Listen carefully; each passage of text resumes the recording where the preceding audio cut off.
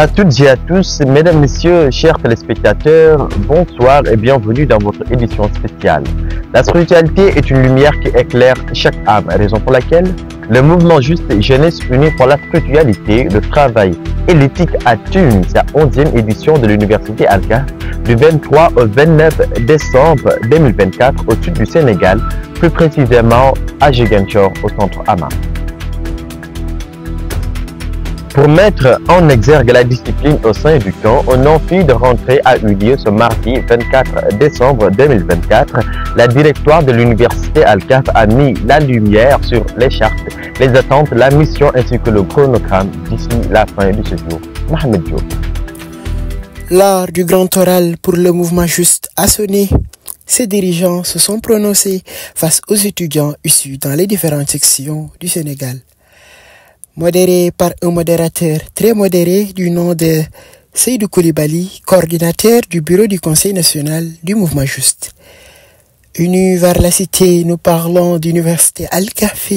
Le premier discours de l'amphi de rentrée fut tenu par Adama Seck, président de la section de Ziguinchor, qui a su prononcer son mot de bienvenue. Dañ commencé liggéey bi balaa boobu comme suñuy jotaay Quran moo koy ubbi donc dañuy woo sunu frère Aliou Thiam mu jàngal ñu Quran. Utilisant la force de l'argument plutôt que l'argument de la force, le recteur de cette édition, Ndaga Ndiaye, a su prononcer un discours honorifique. di nuyu directeur centre bi alhamdulilah di nuyu aussi waa mouvement Juste waa zone sud Ziguinchor Bignona waa Sédhiou nga xam ñoo ñu dalal donc zone sud yëpp ñu ngi leen di nuyu waaye aussi di nuyu képp koo xam ne étudiant te nekk fi bis ni ki tey amul élève amul préscolaire mën na am parce que ñoom ñu ngi fële mais ñu jàpp ni ñun ñëpp ñoo yem mooy la ñun ñëpp ay étudiants yi. Toujours dans ce même siège, Oustaz Moussa Kanté, représentant de notre partenaire stratégique l'AJUR, était de la partie. bu ko defee kon kàddu yu tënku kàddu yu gàtt muy kàddu sant yàlla mi nga xam ne moo defal tawfiq mouvement Juste ba ren nekk 11e édition Al-Kahf du suñu njàmbaare du suñu xam-xam du suñu xarañte waaye tawfiqu yàlla la ak baaxam tawfiqam ak baaxam goo xam ne nag mu ngi tege ci lan tegewul ci parparloo wala yaa ma neex yéen Juste yéen a ma neex yéen laa faral ba tax ma defal leen lii tegewul ci loolu mu ngi tegewoo alhamdulilah ci ay yéen yu sell borom bi yërlu seen xol gis seen yéen yu sell mu tàbbal loxo ci li nga xam ne mooy seen programme seen activité kon ñu ngi leen di dénk bu baax a baax ngeen sellal seen yéene xam ne da ngeen fee ñëw pour jaamu borom subhanahu wa taala. Pour la cohésion et la bonne marche de toutes les activités durant notre séjour, Ousmane Seck, coordinateur de cette édition, a rappelé les chartes à l'endroit des étudiants. ci julli boobu lan lañ ci wax waxtu julli bu jotee lépp looy mën ci def na nga ko fa teg nga dem waajal julli bi. Comme que l'étudiant n'est étudiant qu'un étudiant, le directeur des études Youssouf Ba nous a gratifié d'un programme riche et pertinent. Donc comme ni ngeen ko xamee activité yi mu ngi waroon démarrer démb le 23 décembre 2024 ñu programmé woon délégation yëpp déplacé wu ñëw rallier lieu bi war a abriter Université Al-Kahf bi donc moo taxoon ñu programmé mise en place entre 8h et 18h. Dans le grand match pour l'émergence de notre pays, le développement de notre chère Afrique, nous, membres du mouvement Juste, nous ne voulions pas être supporters applaudissants ou criants. Nous ne voulions pas être spectateurs ou téléspectateurs magnifiants ou critiquants. Nous ne voulions pas être remplaçants sur le banc de touche, observant ou attendant un joueur sortant. Nous voulons et nous savons que nous pouvons être titulaires indiscutables, qui mouillent le maillot, acceptent les tacles, les ballons sur la poitrine, les enjeux de l'équipe adverse pour rédiger une épistémologie de développement. Mais regardez et voir, parler pour vous dire que la voix de l'Afrique sera sans doute entendue. pour un renforcement à la fois qualitatif et quantitatif de la spiritualité des étudiants de l'université Al-Kahf.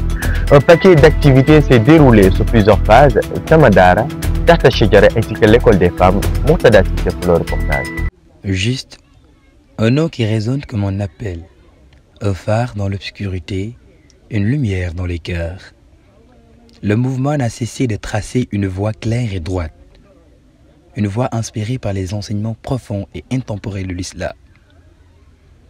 À travers ces formations spirituelles, une séance de Tahta Shajara fut animée par l'inspecteur Djibril Dem sur le thème à savoir le rôle de l'éducation islamique dans la formation de la personnalité du prédicateur. di def yoo xam ne sax du nekk yuñ la gàll muy ay farata waaye dangay ëlbate ko di jëfe ay naafila yoo xam ne danay yokk li nga xam ne moom mooy sa tazkiyatu nafs. suñu xoolee ki nga xam ne maanaam mbooloo mi nga xam ne ci lañuy dund ñu jamaat Ibaadu Rahmaan presque soo xoolee mën nga ne su demee ba tollu fii tey yal na yàlla yokk mu gën a avancé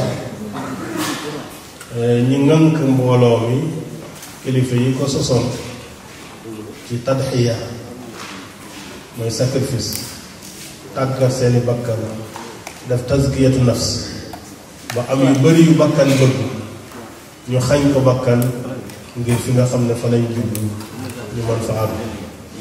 Ainsi qu'une séance de Samadara animée respectivement par Oustaz Alioune Gueye sur les obligations de la prière et Oustaz John Gueye qui nous a fait part de la critique de soi, dont l'objectif ne se limite pas de former seulement des esprits, mais d'éveiller les âmes. tey ñu war a waxtaane comme temps bi gàtt lool sax xëy na dañuy dugg ci li nga xam ne moo ñu fi indi muy faraidu sola faratay julli. jàng faratay julli ban importance la am importance bi mooy nit ki su ràññatlewul lan mooy farata ci biir julli gi ak lan moo ci sunna julli gi su yàqoo pour mu réparer ko dina jafe lool. ndax xam ngeen defe naa bu dul ñëpp ñi bari si ñun jàng nañu baa ñu dégg li ñuy tudde sujudu sahwi sujjóot ak ku joom ku jamut ci julli waadax. La journée du 24 s'est clôturée avec un panel instructif sur le thème général, à savoir pour une jeunesse consciente, saine, excellente et répondante aux défis de la société exposés par le directeur de la jeunesse de la Jamaat Ibaadu Rahmaan, Oustaz Moussa Kanté Abdourahmane Diouf pour le reportage. Une leçon inaugurale marquante présentée par Oustaz Moussa Kanté, appelant à une jeunesse consciente, saine et déterminée à relever les défis de la société. Un message puissant pour une génération prête à construire un avenir juste et équitable. Pourcentage bi ëpp ci ndaw Sénégal fu ngeen leen di yóbbu jeunesse consciente wala jeunesse inconsciente comme ni ko waxee inconsciente une jeunesse yàlla na yàlla dolli sutura mbokk yi mu mel ni tey ni ngeen ko waxee mu mel ni kon suñu ndaw bàyyiwuñu xel ñetti mbir yi di ñëw moo tax li ëpp ci ñoom ngeen dëppoo ci ne xamuñu li nga xam ne moo leen war bu ñu laajee suñu bopp lan mooy suñu mission ci kaw suuf si li ñuy gën a dooleel pour ñoo des ci suñu li nga xamante ne moom la ñuy séntu ci ñun te ñu woon cee pousse jeunesse sénégalaise muy prise de conscience googee liñ ciy poussé waat mooy ñu laaj suñu bopp ana ban kuréel lañ bokk ci kuréel yooyee xam nañ suñu mission ci kaw suuf si lan la mooy yàlla def ñu fee wàcce ngir ñu wuutu ko jagal àdduna defar àdduna léegi nag loolooy mission bi waaye est-ce que loolooy tekki ne man maa ngi ci kuréel boo xam ne ñu ngi dox lool te bu boobaa ndal la waay nañ fexe ba nañ bokk ci kuréel bi nga xamante ne ñoom la borom bi joxoñ kuntum xayra ummatin uxrijat linnaas ta'muruna bil ma'ruf wa tanhawna 'anil munkar. D'ici ou d'ailleurs, nous sommes des musulmans donc impliqués directement à la cause palestinienne. source primaire de la journée Al-Quds, qui fait partie de l'une des activités de cette édition, qui s'est tenue aujourd'hui, ce mercredi 25 décembre, à l'amphithéâtre du complexe Amadou Babakar Sy, Abdourahmane Diop. Dans les profondeurs de la caverne, le mouvement Juste a organisé un panel captivant intitulé Al-Quds, un événement riche en réflexion et en émotions, axé sur un sujet essentiel: la cause palestinienne, une histoire de détermination et de recherche. حقيقة أقول أنا سعيد جدا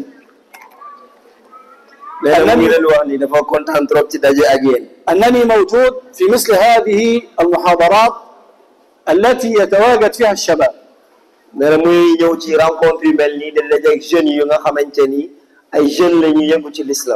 Ce panel animé par le directeur Ashraf Ibrahim a été divisé en 3 parties fondamentales qui ont permis de mieux comprendre l'ampleur de cette cause.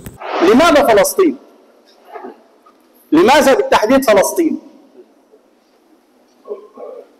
لماذا فلسطين الذي حولها كل هذه المشاكل؟ لماذا هذه البلد؟ لماذا لا تكون السنغال؟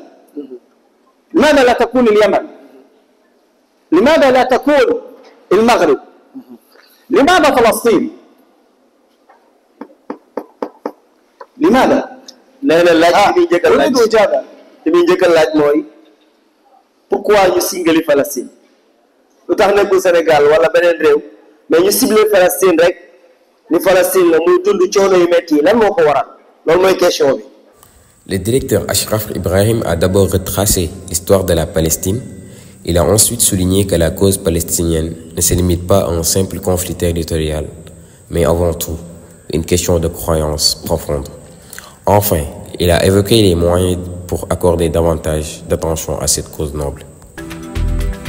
Merci beaucoup Abdourahmane Diop pour ce reportage. Étant d'espoir des lendemains, le mouvement Juste privilégie aussi la petite enfance à travers des formations spirituelles, pédagogiques, mais aussi en leur offrant un espace d'épanouissement décent. Aïcha Diop nous en parle dans ce reportage.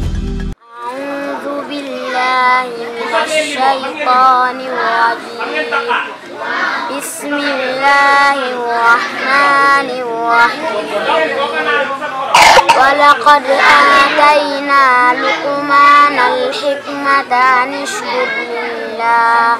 Les enfants étaient de la partie très heureuse de vous retrouver dans l'actualité de la caverne. فإن الله غني حميد وإذ قال لقمان